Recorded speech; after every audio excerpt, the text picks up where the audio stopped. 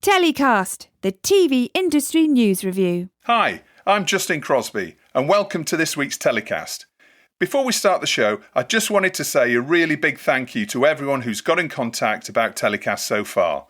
We've now got listeners in 31 countries around the world, so thanks for your support and all your comments and guest suggestions. Please do keep them coming. As ever, please do keep sharing Telecast with friends and colleagues on social media and give us a review on Apple Podcasts. It really does help us grow our audience. So, enough of all that, let's get on with this week's show. On this week's Telecast, entertainment industry veteran and co-founder of E! Television, Larry Namer, joins me alongside Manori Ravindran, international editor of Variety. Peter White from Deadline with all the latest Hollywood TV news. And K7 Media's Girts Licis brings us up to date on non-scripted formats. It's all coming up on this week's Telecast. So my guests this week are names familiar to many in the international TV industry. Larry Namer is an entertainment industry veteran with close on 50 years professional experience in cable television, live events and new media.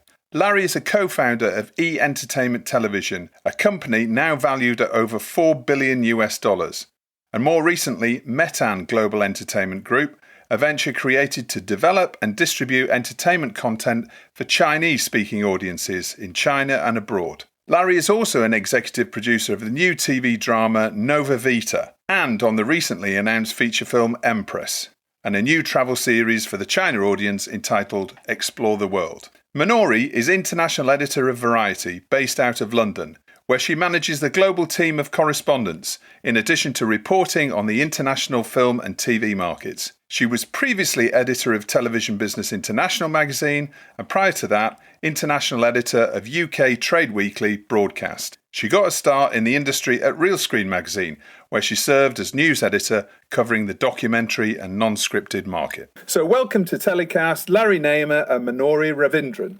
Hi guys, how are you doing? Hi, how you doing? Hey Justin, doing well. Great to have you guys on the show this week. Larry, if we can come to you first. So you're a veteran of the cable TV industry. You've got a new venture, and I gather you've got a new scripted series you've launched to the international market. Tell us a little bit about that. We are working with a group here called USA TV, which is actually the folks that used to own the Armenian TV station in Armenia, and that they moved to the US and they started that.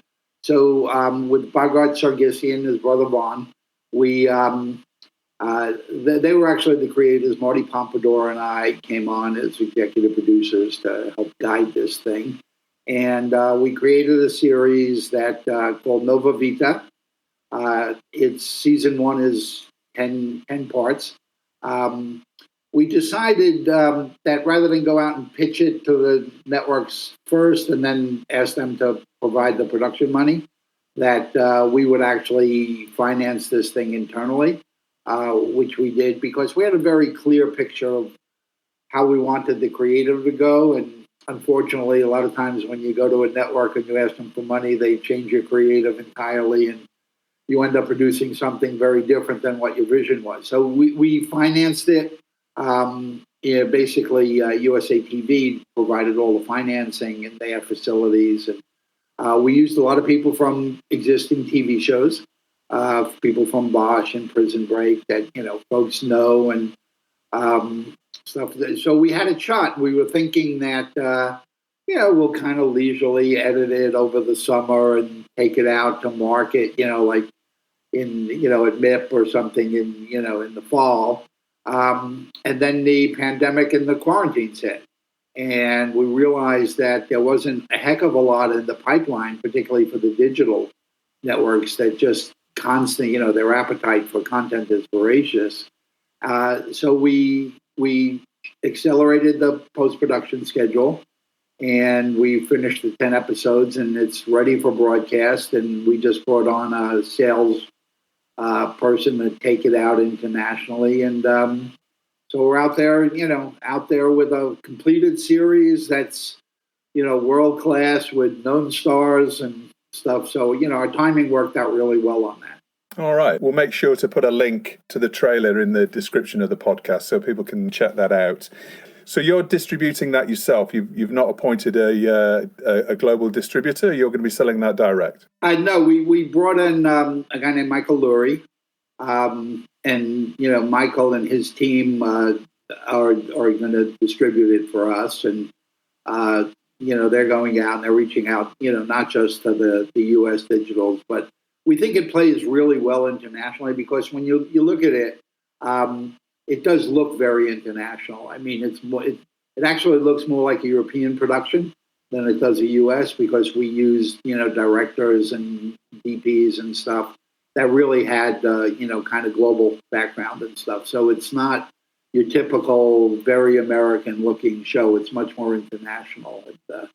So we just started taking that out, with the pandemic and the quarantines. It's not that easy to get people's attention. But, it's a finished series. It looks good. It's got known stars. It's already financed, so we're incredibly confident that this will be off the market very quickly. Yeah, we'll all the best with that. We have seen a bit of a gold rush in terms of English-speaking drama content recently. The last couple of weeks, a lot of deals being done. Yep. So you hopefully your timing's ideal with that. As an industry veteran, how do you see this market now? Obviously, massive disruption in terms of the streamers. Obviously, unprecedented disruption in the linear industry in terms of production and all the obstacles that have been put in place to making TV shows. You were obviously instrumental within the cable boom. Do you see similarities in terms of all these new players today that are competing, or do you see this as like something that's completely unprecedented? Well, I think I'm probably a little bit different than most of the people in Hollywood in that, I do go back a long time. I go back to, the first days of home box office and stuff, where people would tell me, they say, Larry, you should find a real job. Nobody will ever pay for cable or pay for television and stuff like that. But at the end of the day, I've always been, I was a primary consultant at Microsoft for interactive TV going back 25 years and stuff. So I've always really kept up with the technology.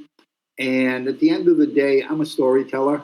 Quite honestly, I don't really care, what wire or over what air you're going to get my programs. It's the quality of the story. The audience behavior has changed, and you have to keep up with that as a producer and understand the way people consume media now, which is different than the way they did back in the linear days. But I've always been while I am known for E and, cable television, I've always really looked at technology as bringing in new ways to tell stories. And I've never really been a fan of linear TV. I mean, who wants to watch what NBC wants you to watch, what they want, when they want you to watch it, on the device they want you to watch it? I mean, it was clear to me, 20 years ago that those days are going to be long gone. I love digital, and I love the opportunity it gives that the audience to really, take control over the screen, whatever that screen may be. And for a storyteller, the world has never been better. I still have friends in Hollywood that go, "Oh, we feel so bad that TV is dead." And I go, it's not dead. Quite honestly, storytelling has never been better than it is today. I think Netflix has just done wonders to raise the bar and make everybody, whether it be HBO or, Prime or Disney, it's made everybody better. I mean, the level of competition is so fierce that when you make something, it has to be really, really good. And, I can't watch all the good stuff on I cast the stuff up to my TV, and I love watching it on the 65-inch. But there's amazing stuff on that, like I say, you can't watch all the good stuff that's on there. So it's a good world. Yeah. Do you see all these new models that are now competing, whether it's, SVOD or transactional video on demand or AVOD, for example? Do you see, if you were to put your money into one type of digital platform or digital service, would it be a subscription model? Would it be a transactional model? Would it be an ad-funded model? Or would it be something? I think it's a hybrid, actually. Yeah. I love the models where the consumer gets to make the choice. I think, as long as you go with the audience makes the choice, you really can't go wrong.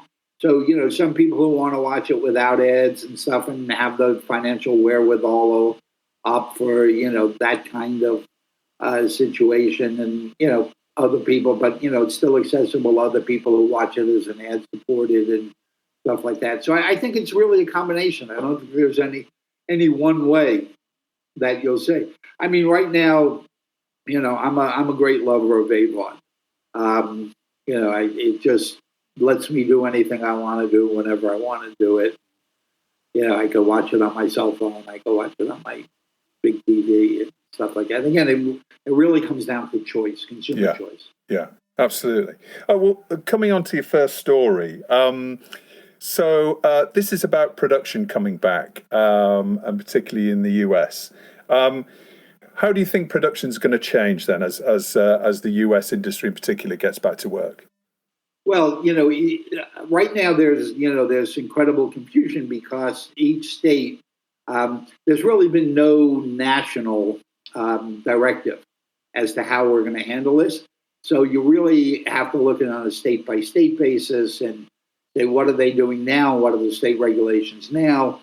Then you got to start evaluating political situations and saying, okay, the governor of Georgia has always kind of responded this way. So, do I move my production to Atlanta or do I take it to Louisiana? Or do we do it here in Hollywood, which is probably the most strict restrictions right now? And so right now, it's really a lot of confusion. People don't know what to do. I mean, we have stuff that we were ready to put in production, and we're kind of sitting here and we go, you know what? We're really not sure because we haven't received any directives that we think will last into the future. LA is really tough because we're still on severe lockdown. That's LA County, right? LA County seems to be behind the rest of California. Yeah, California has loosened up a little. Not so much in the production end, but just in, where people could go in restaurants and beaches and that kind of stuff. But LA is, really tough. And, you've got, cities surrounding it, which follow the LA County directive, Burbank and those places. And so, right now we have put everything that we're doing on hold at least till the fall. We don't see it really coming back before the fall, if then. We think that's even optimistic. But, we're hoping for the best, but planning for the worst, I guess. All right. Okay. And I know that you're involved in some international co-productions, and we'll come back to you a little later and we can discuss those in a little bit more detail. Manori, thanks for joining us. Great to have you on the show. How's the lockdown affected things over at Variety? Great to be here, Justin. Thank you so much for having me. It's affected us just as it's affected, most other media organizations. Variety has a pretty robust live events, business, which obviously has had to be re-envisioned and retooled a little bit. And I have to say, I'm quite new to the organization, having only joined in January. But it's been pretty impressive to sort of see those guys, the events team and all of the producers and even editorial really sort of rejig their strategy and rethink, effectively innovate, really, like everybody has had to do in this industry far and wide. But just think, how can we provide a value-added service that's a bit more accessible? I mean, that's in a way, that's kind of the beauty of this period as well, in the sense that information is so accessible now. In many ways, it's a lot easier to get access to the goings-on and the details of what's really happening in the industry from your own home. So I love that the barriers have sort of come down in a sense too. Yeah, Yeah, and everyone's schedules, you always know where everybody is, right? Nobody can actually go anywhere, so it's like, okay, you may be on a Zoom call, but we know where you are. Yes. So presumably the print issues of Variety have stopped, and you're just focusing on digital. Actually, no. Okay. Do you know what? They have not. They are still printing, which is incredible. So there is a whole team every week that is still, our production team is just incredible. They're wonderful people, and they are working so hard trying to get that magazine out. A lot of these cover stories are planned very well in advance, and it's to be honest, there has been a lot of rejigging in terms of things that perhaps were coming up the pike that maybe might not seem as appropriate, I guess, for the current circumstances that I've had to, and the whole team has really pitched in terms of, okay, this is like, I guess from my perspective as a journalist, we've seen this kind of happen in waves. Initially it's sort of like, okay, lockdown is happening. What does that mean? And then it's like, okay, things are at a standstill. Now what? And then, there's a glimmer of hope with recovery plans. And so as that process has happened, so has editorial adapted to all of those changes, and thinking, okay, what cover story fits this week of lockdown and this phase of restarting production. So it's a testament to really Claudia Eller, who's our editor, and she's my boss, but I'm not just saying that. She really is incredible, and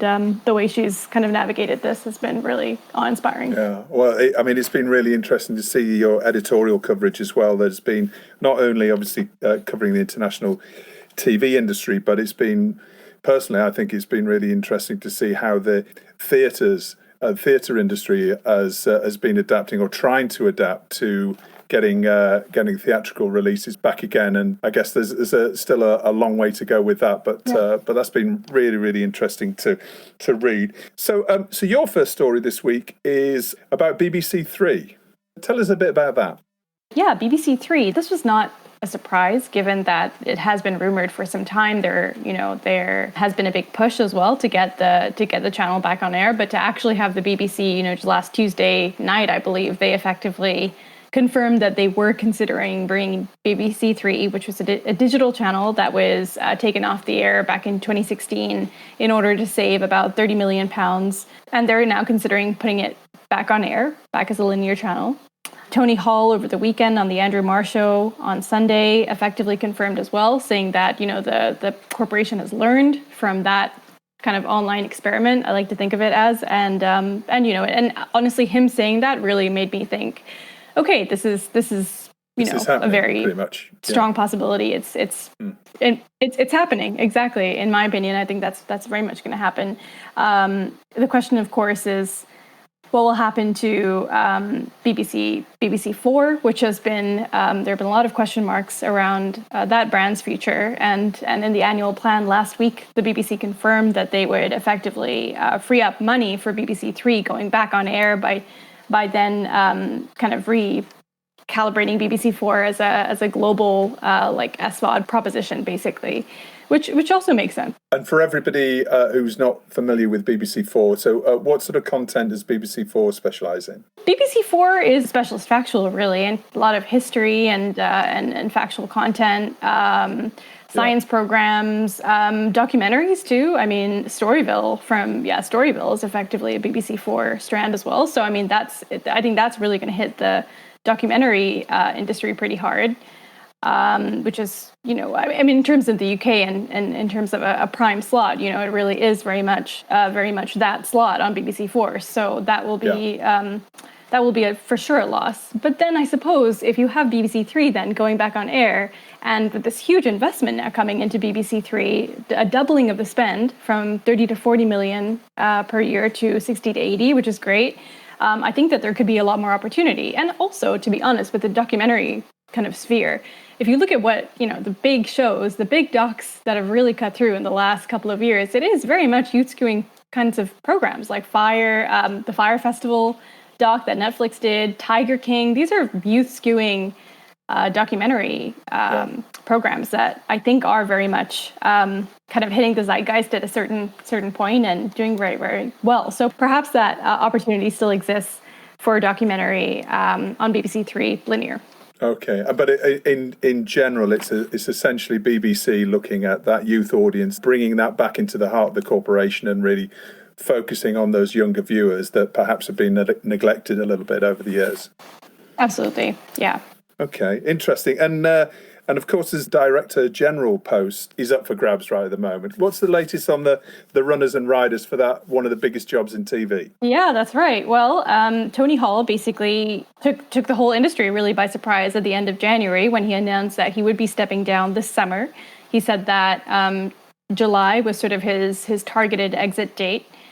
And at the very beginning, there were, to be honest, it's a couple of the same people that we're sort of seeing in the short list now, which is Tim Davie, director of BBC Studios, and Charlotte Moore, director of content for the BBC. Two of, both of them are now on the short list. But also we saw earlier people like Alex Mahon and Jay Hunt sort of being considered. Liz Murdoch as well was her name was thrown out there, and I asked her directly about that, and she said she sort of laughed and said it was putting the cat amongst the pigeons. So she was never part of this race, but it was a lot of people like that over the last month or so. Effectively, there's been a clearer pool of who is in the running, and now it is effectively 4 people, except I think it could very well be 3 people given some of the events of the last week. So we're looking again at Tim Davie, Charlotte Moore, Doug Gur, who is country manager for Amazon out of the UK and Ireland, and Will Lewis, who was a general manager for News Group previously. Will Lewis, in particular, has gotten into some hot water over some allegations of his involvement in the phone hacking scandal in the last week, and so he's actually it does creep up on you. So he's actually probably not going to be in this race for much longer, as I understand it. That's a pretty damning evidence to have come out. Yeah, absolutely. Yeah, and Alex Mahon, has she counted herself out of the race now? I did actually ask her about this during an interview a couple of months ago, right before the lockdown, or a couple of weeks before the lockdown, and she didn't say no, and that was the second time I'd asked her about it. So it seemed as though, just kind of given her history as well, she's so ambitious. She's absolutely incredible, having worked at Shine Group and then the Foundry and Channel 4. She always kind of goes for it. But I think the particular circumstances with Channel 4 amid this pandemic, I just think that, she really needs to stay put. And there is a lot of work for her left at Channel 4. Certainly at the beginning of the outbreak, that was true, and especially more so now. So I think we can probably count Alex out. Right, yeah. There's a whole reimagining of what they look like, I think, over the next 18 months as a commercial organisation, I'm sure. So definitely. Well, that's definitely one for us to keep our eyes on, which is, as I say, one of the biggest jobs in TV. So that'll be fascinating. We'll be looking to see, and also to see who gets the scoop on that, because that's going to be the prize scoop in the industry to get that story. Larry, your second story concerns China. We touched on it a little bit earlier. One of your companies is a joint venture with a Chinese business. Can you tell us a little bit about that, first of all? Sure. My partner in China is Marty Pompadour. Marty was the chairman of News Corp Europe. He was Rupert's partner for many years, and then he retired because he wanted to come and go after China business with me, and so we've been doing that for about 10 years now. And we have a partner in Beijing called Meitian Meiyu Beijing Cultural Company, which holds licenses to produce TV and film and live events and all of that. So we've been there for about 10 years now. We've had 5 series on TV, which is great. And we kind of cross genres. We've done reality, we've done drama series. We even have had a sitcom on national TV in China, which was, quite an accomplishment since I wrote it. Right. It was called Return to the Village of Good Fortune. It's about what happens when a country undergoes incredible economic growth in a short period of time, and people's social skills don't grow as quickly as their bank accounts. And that actually ran 70 episodes, which, makes me feel quite good. And then we do feature film. we have in the process a film called Empress about the first and only woman ruler of China, and we were about to start locking in directors and other people when this pandemic hit. And the idea for that film is, it's interesting because 4 years ago when I bought the book rights, the book called Empress, and I said I wanted to do the movie in English using American-born Chinese and Canadian-born Chinese. Everybody laughed and said, Larry, you can't do a film with all Asian actors. It'll never sell. And then Crazy Rich Asians hit, and everybody came back to us and said, hey, you remember that movie you were talking about? Do you still want to do it? And the idea was to shoot half of the movie in Xi'an, China, and actually the other half in Vancouver. But, that's been put on hold. Just all of our TV production is on hold. We were in the process of, we had two big travel-related series. One called Explore China, where we looked at China through, Western eyes, and really dealt with the pop culture and stuff, not so much the history. And that was, going to be sold to one of the Western digital platforms. And then we're doing another series called Explore the World, which was really geared to Chinese tourism, bringing Chinese tourists, which are now the largest outbound tourist group in the world, to places beyond, Paris and London, which they already know. We actually started shooting in the Balkans, shooting in Croatia when this hit. We had to bring all the teams home and put everything on pause. And, so that's, I know we do some live events. We're doing a thing we got from Milan called the Da Vinci Experience, which it's a live museum show, which you would see it was in Beijing for 8 months and then Shanghai for 8 months. And we've had to put that on hold because you can't congregate people the way you used to. So that's kind of, what we've been up to in China. Okay. And what about the production status of TV in China at the moment? Where are things at over there? It's pretty restricted, or if we were shooting all in sound stages, on the outskirts of Beijing or Shanghai, we could probably continue those. But, like I say, our two main series were travel related. So you can't travel around China now and stuff. There's,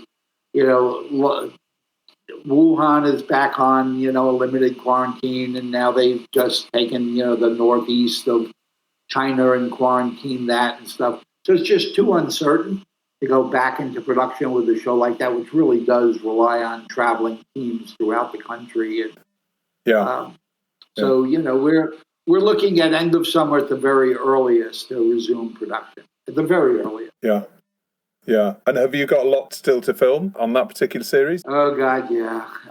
Right. We, on Explore China, it was going to be a 20 half hours, and we shot 13, so we're posting those now. And then we could certainly go to market with less than 20. I mean, 13 half hours is still pretty good. What network is that for? We designed it, and again, we're in a fortunate spot that we managed to find financing and do stuff without the networks having to finance.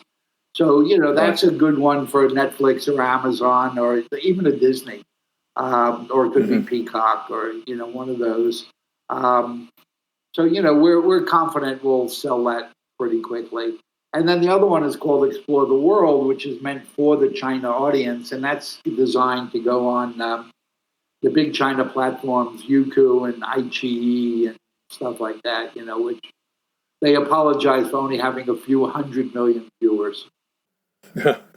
And so, Larry, you seem to have cracked the way to really do business in China, right? When it comes to TV production, in a way that many people in the UK and maybe in Hollywood as well have struggled to in the past for various reasons. Why is your business working so well? Well, when we looked at it, I first looked and said, why have all the Western companies failed?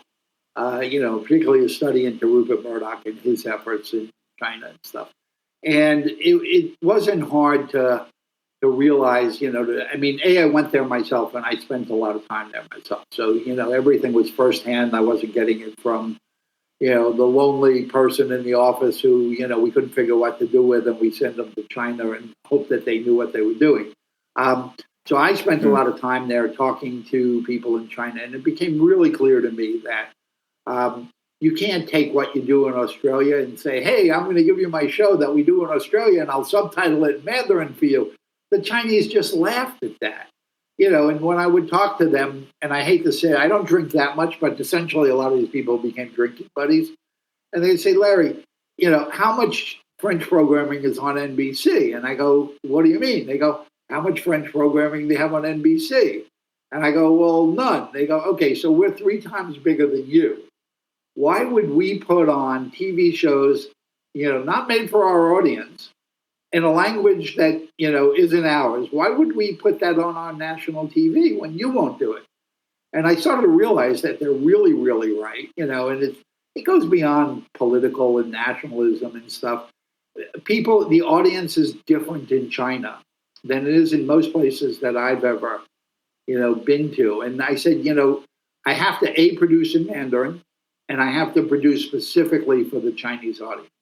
So the first show that I did there was called English Hello Hollywood, which is kind of like an E-News Daily thing, but it was really geared to the Chinese audience, which was very different.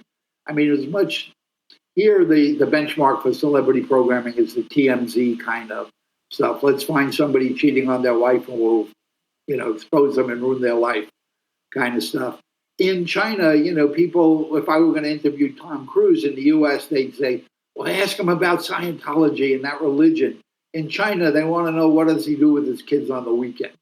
So we brought in Chinese hosts. The entire team, other than myself, is Chinese, so they really understand the market and the audience and stuff. And we produced a show that ran 8 years, entirely in Mandarin, geared to, I had Chinese hosts running around LA, going to the parties and the premieres and all of that.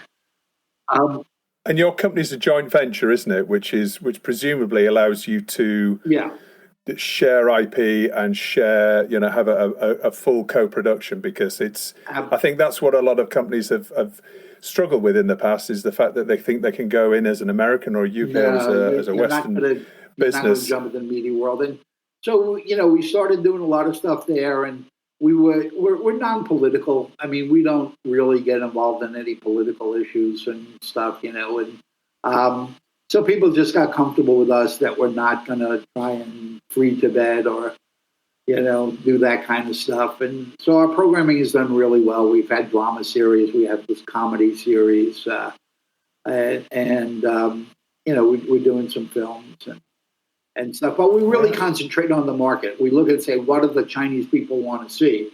Not what can we sell around the world? And having a company that was China-centric, whether it be things for the China market or things made in China for the world market, really has allowed us to do deep dive and be very authentic. Yeah, well, we still see that, China is a huge opportunity for Western businesses, and certainly China exporting to the world is again another massive opportunity, which up to this point has only had a certain level of success. So be interesting to see how businesses like yours can help help bridge that gap. Manori, coming on to your second story, this is about Temptation Island. Yeah, that's right. This was a piece that we ran last week, which I thought was quite interesting given some of the headlines that we were seeing about Love Island. But Temptation Island, as we all know, was it's a Ben and Jay-owned format. It was on years ago on Fox, I believe, and just in the last couple of years has had a resurgence. USA Network took the format 2 years back, and has renewed it for a second season as well. And Ben and Jay has done very well selling that show to a number of different international territories. And like many of the other reality competition shows that are also a little focused on relationships and couples and that sort of that piece, there were questions as to how these shows are going to, how on earth are they going to resume clearly some of these casts and crews, as well, the cast specifically, given all the everything that goes down on these programs, especially without a vaccine now in these COVID times, how can these shows possibly start up again? Maybe social distancing is going to, help in terms of Temptation Island. Maybe putting them even further apart. Perhaps. But seriously, I mean, there's obviously huge investment going in there and a real sort of ballsy approach to production to get this going. It's obviously a massive format, very important, but it's very bullish, really, to put this together. So how are they going to pull it off?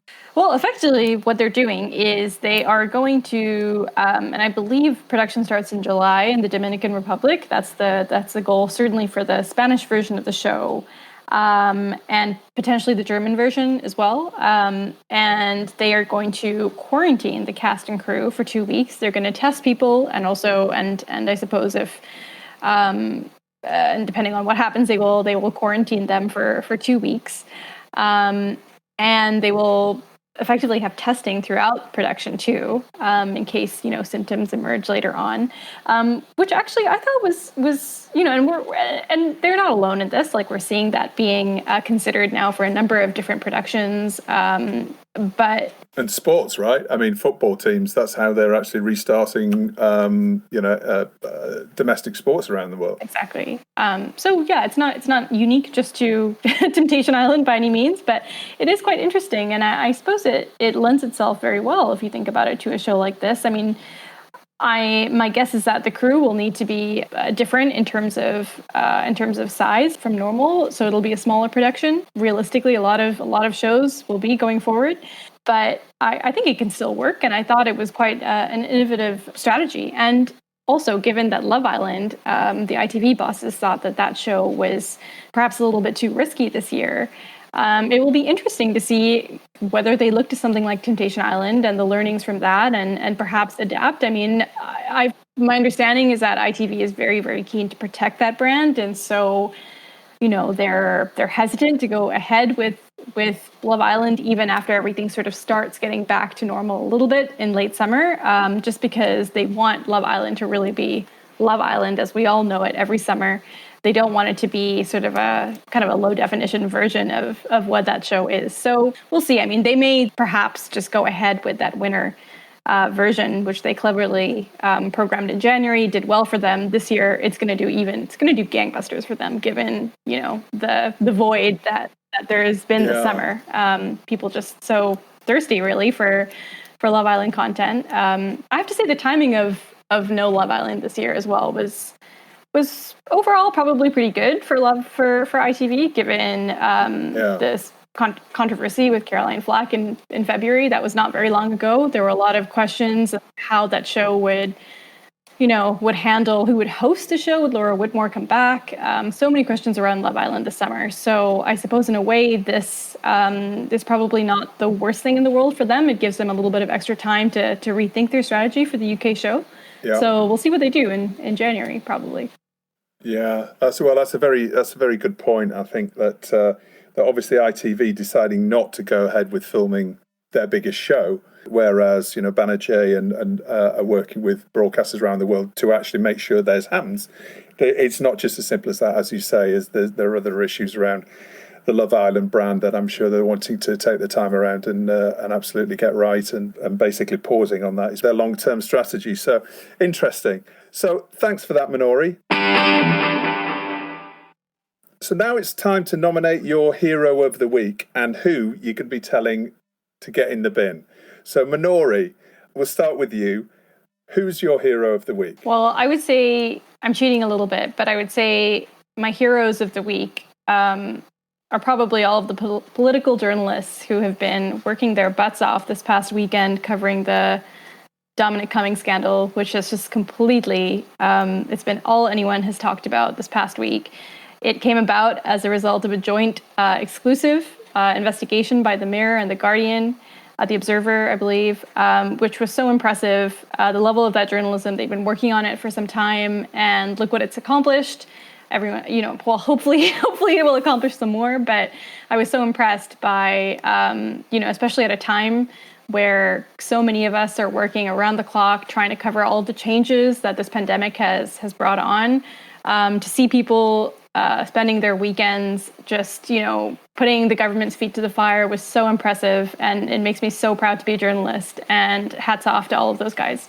Yeah, absolutely. Well, it's certainly an impressive scoop. I mean, for anybody that's not aware of this internationally, this was Dominic Cummings, who is a chief advisor to Boris Johnson, obviously Prime Minister of the UK, who was outed having taken a 260-mile trip to Durham whilst his wife was suffering from coronavirus, and actually the next day he appeared to come down with it as well, which was essentially against the official government guidelines that the rest of the country has been abiding by to a large extent anyway. So yeah, and this is a huge story that, as you say, Manori, interestingly has united the left and the right of the newspapers as well, which is a very rare thing to happen when you see the Daily Mail calling for Dominic Cummings to resign, who's obviously a right-wing government and a key strategic advisor. So absolutely, amazing journalistic work there. Larry, how about you? Who's your hero of the week? Well, I'll stay away from the political, but I'm constantly amazed at the quality of visual storytelling that's out there. Like I say, it's never been better. And all this TV is dead stuff doesn't really mean anything. But I watched the show last week on Netflix, and I just walk away, from just shaking my head and say, how do people do this? It's just amazing. I want to one day be able to produce stuff at this level. So it's the team that created the show and produced a show called Unorthodox on Netflix, which, here's a TV show that's, 4 episodes done in Yiddish language, which probably hasn't been spoken, since Germany in the 30s or whatever. And just enthralling. Just the storytelling is amazing. The acting with all, pretty much all unknowns, just incredible and stuff. So it's the team who made that show, which, kind of my heroes for last week. Okay, interesting. Well, I've heard a lot of talk about this show. I haven't actually seen it yet, but as you were saying earlier on, there's so much to see, and mind you, there's no really excuse. We're not allowed to go out, so maybe I should be watching even more TV and content. Okay, but I'll make sure that we check out Unorthodox. And who are you going to put in the bin? Well, Larry, who are you telling to get in the bin? Who or what? Well, then I do fall into the political and stuff, because here in America, we're fortunate or unfortunate that we have, a president who just tweets away, and we can wake up every morning and it's the greatest show on earth. Whether you agree with it or not, just watching what comes out of the White House every evening is beyond, you couldn't write this stuff. It's going to make a great season of The West Wing, isn't it, in a couple of years, when the Trump years. Yeah, so, in the bin goes Donald Trump. And Manori, who or what are you telling to get in the bin? And I think I might be able to guess the answer to this. My nominees for people to get in the bin would be Dominic Cummings. And to be honest, if I could perhaps add on to that, I would say some of our political leaders who I personally feel have not only let the country down by having one standard for themselves and another standard for everybody else, but also the lack of support that we're seeing for some of the, our industry, film and TV industry, which contributes so much to our economy, and yet we've yet to see any meaningful support for freelance creative workers, people who are struggling, who might not even return to the industry. What will that do to the diversity of our industry? It's been heartbreaking to cover some of these stories, to constantly be getting survey results every single week, pleas from various organizations to cover, their letter to their MP or their letter to Rishi Sunak. We have been trying to accommodate, but ultimately it is, I think, a huge failing on the part of the government that they are not recognizing the creative industry and its contribution to the economy. I think it's deplorable. And I honestly, if not more is done about it, I'm not entirely sure what's going to face our industry going forward. It is of great concern, and I think for all of those reasons, they all should get in the bin. Yeah, Okay, all right. Well, thank you for that. I think that's. I think everybody listening to this is probably broadly on side with that. Manori, Larry, thank you so much for your time. Really delighted that you guys agreed to come on telecast. So it's been fantastic having you on the show, and good luck with everything that you're doing. Thank you, Justin. Great, thank you. Good luck. So we've reached that time in the show again where we're joined by Peter White from Deadline. Hi, Peter. How you doing? How's Hollywood? Hi, Justin. Yeah, all good. Coming off the back of Memorial Day weekend, sun shining. Got to drive up the PCH in a truck like all good Americans should do at their bank holidays. This is nice. It sounds a lot better than going down to Skegness. You've been up Malibu way. It's a bit similar. It's the West Coast equivalent. I drove up to a place called Neptune's Net, which is a biker bar turned fish restaurant. So that was how I spent my Memorial Day. Yeah, it was a lot of fun. Very nice. Well, the last couple of weeks we've been talking about the upfronts. They're still going on, aren't they? Yeah. I've still seen some announcements. Yeah, we are. Yeah, they're stringing it out. Obviously, because of COVID, they weren't able to gather in New York and do their general week of events. So everyone's sort of taking their own time on this. Last week was ABC, the last one, the most recent one to launch. They did something quite similar to CBS, really. They renewed a whole bunch of shows. It was 13 shows. Things like Stumptown and Mixed-ish, which are freshman shows, first-year shows, which shows what they think of those. But they also cancelled a bunch of shows. They cancelled things like Emergent and Bless This Mess. What was interesting was that, amongst those renewals and cancellations, they picked up 2 shows straight to series that hadn't been piloted. A show called The Big Sky, which is a procedural from David E. Kelley, and a multicam comedy called Call Your Mother, which is from the New Adventures of Christine creator Carrie Liza. That one's got Kyra Sedgwick in it. They haven't seen anything on those, but given the people behind them and the people in them, they figured that they'll make a bet on that.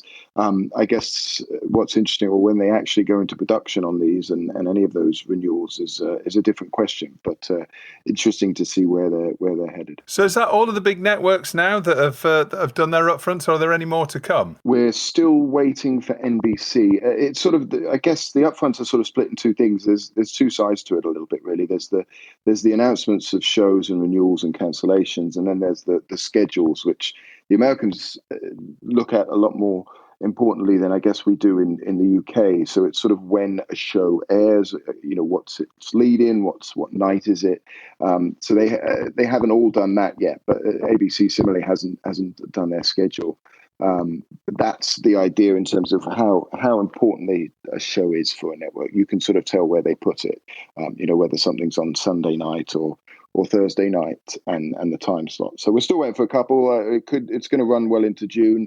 There's no real rush for them to do this any quicker. None of these shows are going to be on the very beginning of the fall. I would imagine, late September. I would imagine at the earliest. I mean, look, we haven't even got the guidelines to go back into production. So yeah, a lot to do before we see any more of that. Okay, so as various sports around the world are starting to make tentative steps back, like the German Bundesliga and the Premier League and football in the UK and all around Europe is starting to come back. You've seen some unscripted developments in this space in the US, right? Yeah, and I think around the world, really. I mean, everyone I know seems to have watched The Last Dance, the Michael Jordan documentary, whether they were a basketball fan or not. My boss, Mike Fleming, broke a big story last week about Tom Brady getting the Last Dance treatment. ESPN making a 9-part series called Man in the Arena about him, about the American footballer. That's interesting. It just feels like there's a little bit of a boom in that genre. We've always had some interesting films. We've always had 30 for 30, which is ESPN's sports block. But there's a big Lance Armstrong series on at the moment. There's a Tiger Woods film that's getting a bit of buzz here in the States. You've got Spurs, who are this season's All or Nothing on Amazon, which is sort of being filmed, I guess. I don't know if the Premier League ever does get back and my dear Liverpool can win the trophy. But it'll be interesting. All of that sort of points to to a little bit more in this world. We've had, a boom in music documentaries over the last few years. True crime is obviously massive, and sports seems to be getting its moment in the sunshine right now. Which a good sports doc like Last Dance, these things can be brilliant. You get the right access. There's a sense of nostalgia. You sort of see that, especially, I guess, while you can't actually watch any sports on TV. Yeah, absolutely. Well, I've started to watch the Bundesliga. I've renewed my BT TV subscription. Fairly bizarre watching that with no crowd. It sounds like family swim at the pool when they're playing. So I bet. Well, with Jurgen Klopp, I've got a little bit of a soft spot, but unfortunately for me, the time zones mean I can't really watch too much Bundesliga over here. Yeah. That's right. Well, also in terms of sporting and unscripted and actually competition shows, Girts Licis on the show a couple of weeks ago mentioned the Container Cup as an interesting and hot new format coming out of Belgium. There's been some movements on that format in the States, right? Yeah, that's really interesting. Him talking about it from a Belgian perspective, and over here in the States, a company called 3Ball, which used to produce The Biggest Loser, they now do Bar Rescue.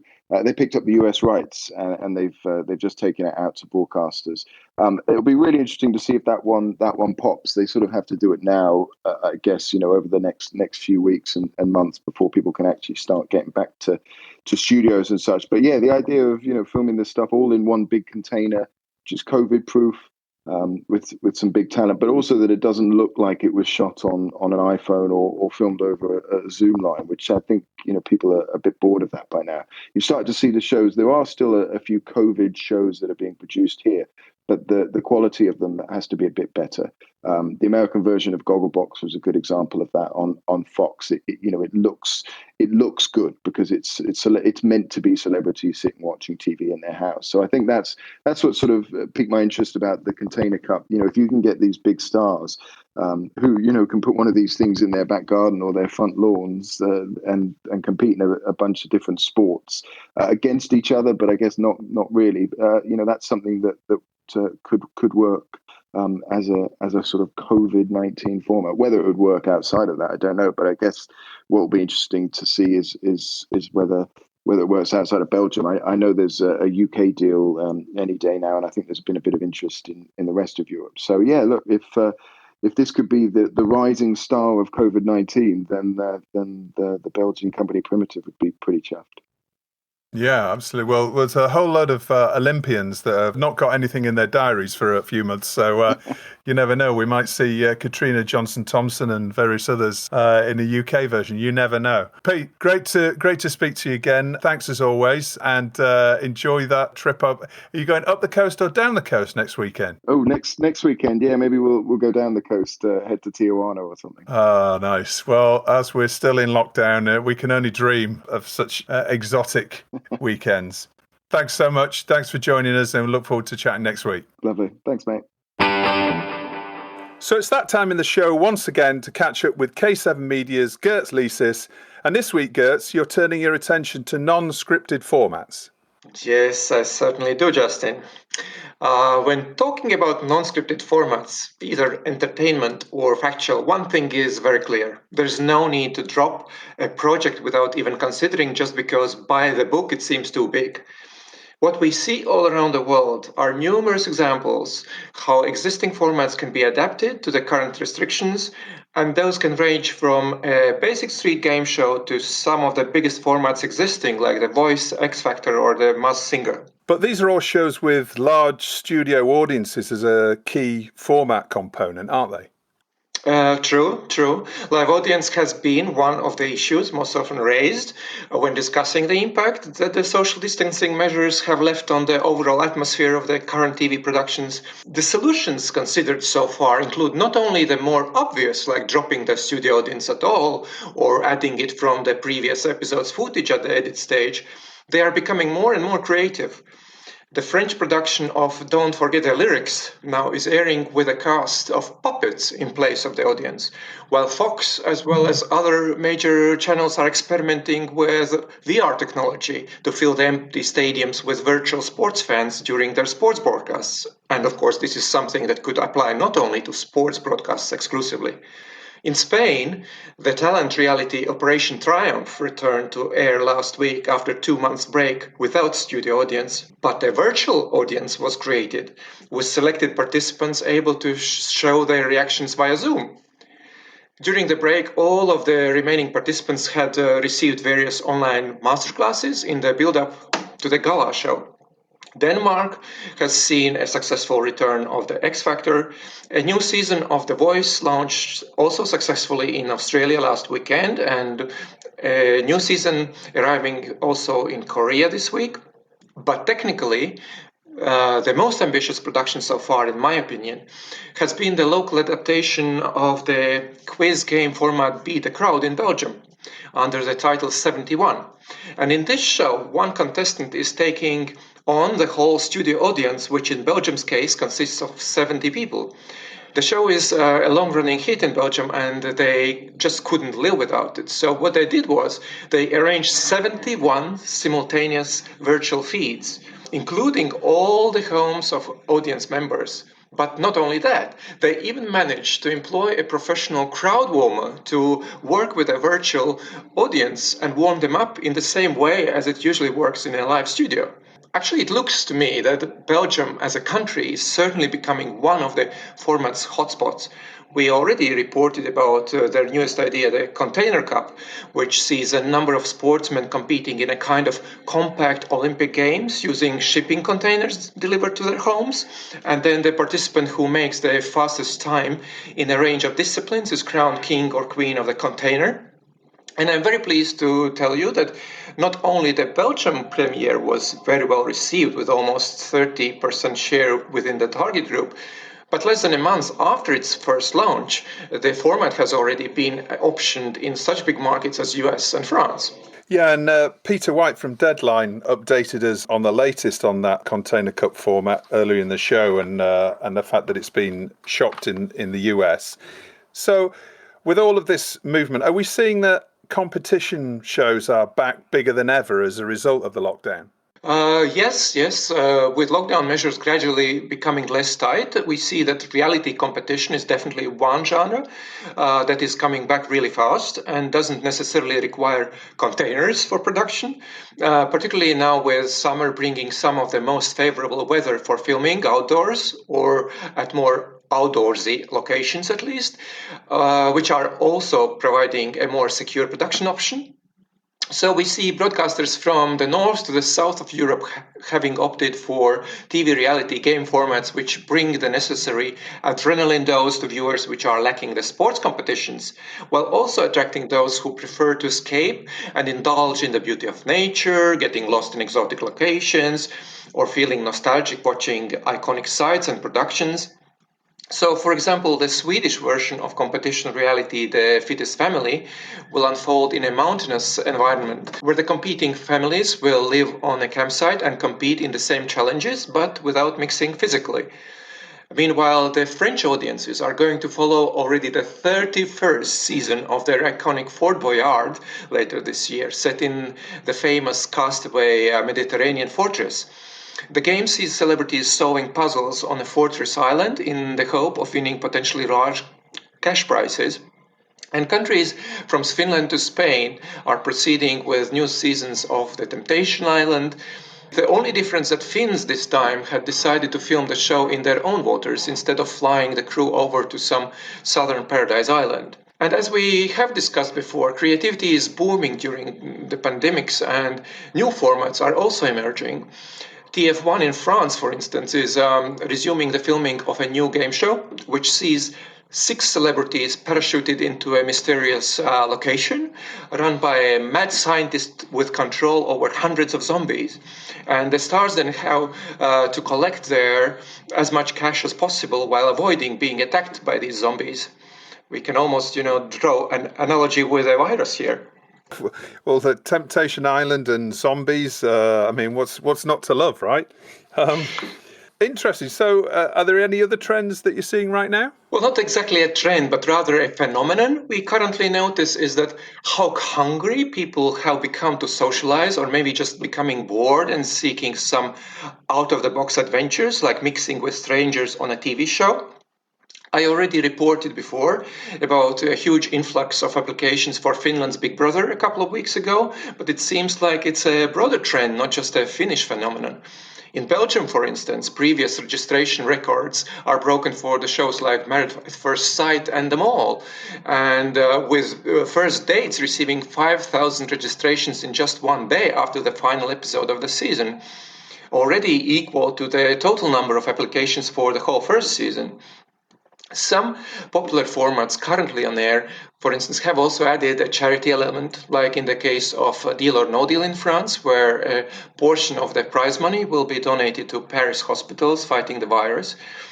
And as part of the nostalgia trend, we are also seeing formats and spin-offs bringing back participants of the previous seasons, like Bake Off at Home in Belgium, featuring past participants trying out some of the most memorable Bake Off creations at home together with their families, or A Farmer Wants a Wife special in the Netherlands, seeing the show's host visiting a number of previous participants. So, Girts, you've been a producer and also a commissioner yourself. Is there a format you see as particularly well positioned for adaptation in the current circumstances? Yes, Justin, there are definitely a few. And perhaps one that stands out for me in particular is This Time Next Year. I think that this format touches exactly upon those sentiments that are playing very well currently. It has a great timing to make a resolution, to change something in our lives, be it something personal or perhaps more community or society focused. We are also eagerly looking forward and wondering what this time next year will look like. So I would twist it a bit, recording the now part of the show as it is in today's reality via web tools, and then a year later, the achievement in the studio with a standing ovation from the live audience, hopefully, as per the original format. And actually, this reminds me of one of the 5 personal hygiene rules adopted in Korea, along with the other ones, which we can easily imagine, like washing your hands or keeping the distance. There is the 5th one, the 5th element, if you wish. And it sounds, always remember that the distance is far, but the heart is close. Yes, indeed. And that's a great message to end on. And definitely those are formats that we'll keep our eye out, particularly after your earlier tip of the Container Cup. Girts, thanks so much as ever for coming on the show. It's going to be really interesting to see how those formats trends are going to develop. As Jan Salling mentioned on the show a few weeks ago, perhaps we're going to see an explosion of creativity from the unscripted formats industry sweeping across the world's networks in the months ahead. And I'm sure you're going to keep us posted on those. Agreed. Let's talk next week again. All right. Thank you, Girts. Thank you. See you next week. Take care.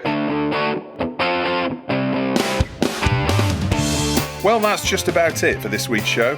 Thanks for listening, and please rate and subscribe to the show and share it with friends. Keep the messages and suggestions coming in, and feel free to connect with me on LinkedIn. We'll be back with another show next week, so in the meantime, stay safe.